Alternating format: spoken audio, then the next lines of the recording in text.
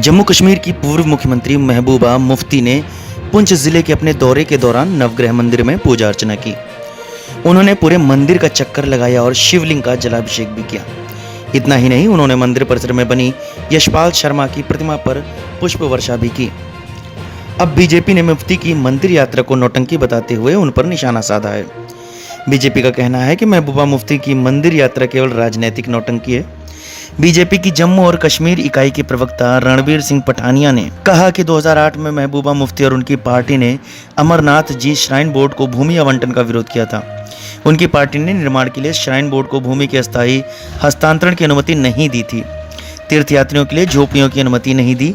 अब वो मंदिर का दौरा कर केवल नाटक और नौटंकी कर रही हैं। रणवीर सिंह पठानिया ने कहा कि उनकी इस नौटंकी का उन्हें कोई फायदा नहीं होने वाला है।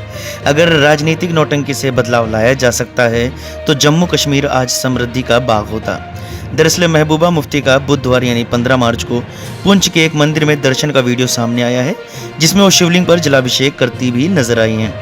लेकिन इस वीडियो पर लोगों ने उन्हें ही घेरना शुरू कर दिया।